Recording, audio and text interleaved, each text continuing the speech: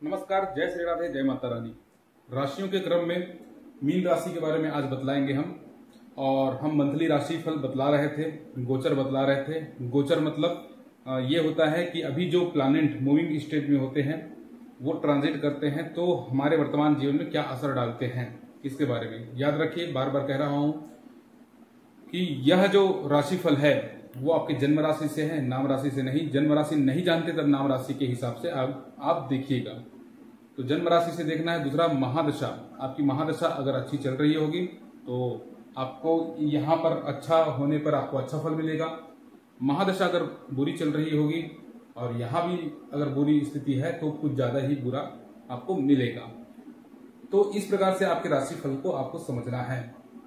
और उसके बाद में यह भी ध्यान रखना है कि किसी भी चीज को लेकर के डरना नहीं है, किसी भी चीज को लेकर के ज्यादा एक्साइटमेंट में भी नहीं आना है कि महाराज जी ऐसे बताएं। पूर्ण कुंडली विश्लेषण किए बिना, गोचर देखे बिना किसी भी चीज को सटीक नहीं बतलाया जा सकता। ये आपके लिए बस राशिफल है, आप सुन लीजिए। ठीक, मीन राशि वालों की बात करते हैं। सबसे पहले तो ये बता दूं, वर्तमान में 7.5 शनि का प्रथम चरण चालू है मीन राशि वालों को। देखिए, एक चीज और ध्यान देने योग्य है, जब भी राशिफल आप देखते हैं तो अपने उन गुणों को देखिएगा। मीन राशि वाले कैसे होते हैं? मीन राशि वाले भावुक रहते हैं, तो जितने भी मैं बतलाऊंगा उसमें उनका भावना जुड़ा हुआ रहता है, मतलब फैसला उनका भावना प्रधान हो जाता है। और थोड़ा सा मुंहफट, मीन राशि वाले गुरु की राशि है तो थोड़ा सा सत्यवक्ता बनने का प्रयास कर लेते हैं। चलिए आइए देखते हैं।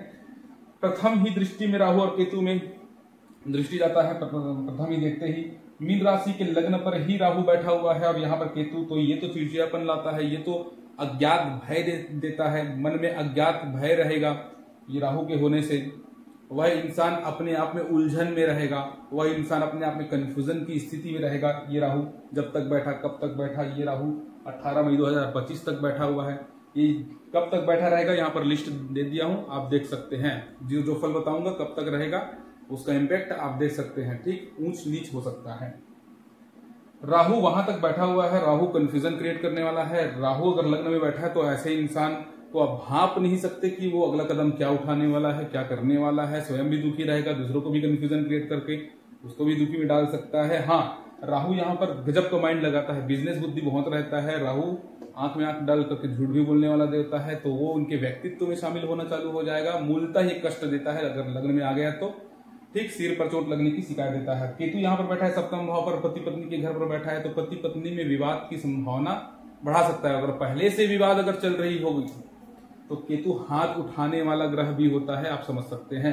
तो केतु का सप्तम भाव में होना अच्छी बात नहीं। पार्टनरशिप में अगर व्यापार कर रहे हैं तो पार्टनरशिप को ये तोड़ने का काम कर सकता है। ठीक, मतलब छल कपट वाला देवता है, तो ये चीजें आपके साथ और आपके पार्टनर के साथ में ये चीजें हो सकती है। लेकिन मैं बता रहा हूं कि पूर्ण विश्लेषण तभी होगा जब महादशा को आपकी कुंडली में देखा जाएगा। दूसरा चीज, मंगल गुरु को देखते हैं। मंगल गुरु तीसरे घर पर बैठा हुआ है। मीन लग्न की कुंडली में एक तो गुरु कारक हो गए, दूसरा मंगल भी अच्छा ही फल देते हैं, भाग्येश होते हैं, धनेश होते हैं। तो भाग्येश और धनेश का कॉम्बिनेशन अभी मंगल गुरु चल रहा है वृषभ राशि में तीसरे घर पर, ये बहुत अच्छा है। बैठे बुठाए काम करने की आपकी प्रवृत्ति होना चालू हो जाएगा। आप सोचेंगे मैं बैठे बैठे काम करूं करके। मंगल के होने से ऐसा है कि आप अपने एक्स्ट्रा एक्टिविटीज जो हॉबीज बोलते हैं उसमें आप फोर्स लगा सकते हैं, उसमें आप ध्यान दे सकते हैं मंगल के होने से। ठीक है, धन के लिए हो चाहे भाग्य भाव का सपोर्ट तो आपको मिल ही रहा है क्योंकि मंगल अपने ही घर को देख रहा है, तो भाग्य का सपोर्ट है आपको। शनि का प्लेसमेंट अभी यहाँ पर गलत हुआ है। गलत क्या, सही गलत कुछ नहीं होता, सबसे सही होता है। ठीक, शनि आपके यात्रा वाले घर पर बैठ गया है, खर्च वाले घर पर बैठ गया है। ये जो 12वां भाव होता है खर्च का होता है, ओवरथिंक और जितने भी अपव्यय हैं, निगेटिविटी है, ये यहाँ पर शनि बैठा हुआ है।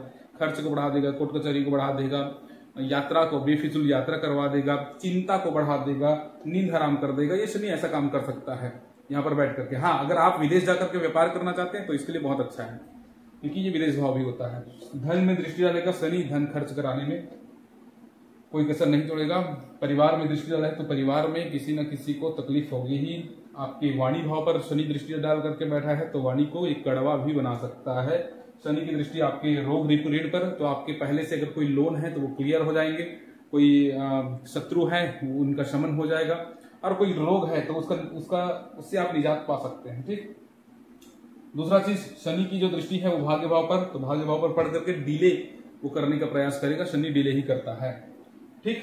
अब उसके बाद में चंद्रमा को उतना विशेष नहीं देखेंगे क्योंकि चंद्रमा 2.5 दिन में राशि चेंज करते रहता है। जैसे कि मीन राशि का आज मैं शूट कर रहा हूं तो चंद्रमा जो है भाग्य भाव से गोचर कर रहा है, उनको धर्म कर्म में मन लगने लग जाएगा, यात्रा करने का मन लगेगा, कहीं धार्मिक यात्रा करने का मन लग जाएगा। तो ये जैसा जैसा चेंज होता है वैसा उनका मन कर लेता है। ठीक। पंचम भाव में भी सूर्य बुध शुक्र, यहाँ इतने डेट देख लीजिए, यहाँ तक बैठा हुआ है ये उतनी डेट तक के। तो सूर्य बुध शुक्र बैठा हुआ है तो संतान की तरफ से अच्छी खुशखबरी, प्रेम भाव की तरफ से अच्छी खुशखबरी, आपकी जो बुद्धि है वो एकदम शार्प अच्छा काम करेगा। ठीक है। और कहा जाए तो पूर्व जन्म का भी आपको सहारा मिल जाएगा।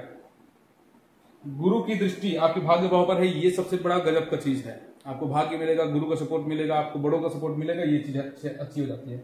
सूर्य का पंचम भाव विवेक प्रदान करता है, सार्व बुद्धि बना देता है। पंचम भाव का सूर्य बहुत अच्छा। ये सब के सब आय भाव में दृष्टि डाल रहे हैं, ये अच्छी बात है। आय में जो है वो बढ़ोतरी करने का काम करता है। अब यहाँ पर एक चीज देखने के लायक है कि छठवां घर का मालिक बनकर के सूर्य बैठा हुआ है, तो रोग के दृष्टिकोण से सूर्य अच्छी बात मतलब अच्छा फल नहीं करेगा। ठीक है। रोग के दृष्टिकोण से वो आंतों में समस्या देने में सक्षम होते हैं सूर्य। और ओवरऑल जो अच्छा है बुरा है मैंने आप सब चीजों को आपको बतला दिया है। अगर आपको लगता है कि कुछ और छूटा है या फिर पूर्ण कुंडली विश्लेषण कराना है तो आप दिए हुए नंबर पर संपर्क कर सकते हैं। ज्यादा जानकारी अगर आपको पाना है तो विस्तृत कुंडली देख करके ही बताया जा सकता है, ऐसे गोचर फल से हर एक चीज को नहीं बताया जा सकता। अभी तक के लिए बस इतना ही, और आगे राशिफल और भी चीजें डालते रहेंगे। सब्सक्राइब शेयर करते रहिएगा। अभी तक के लिए बस इतना ही। जय श्री राधे, जय माता रानी।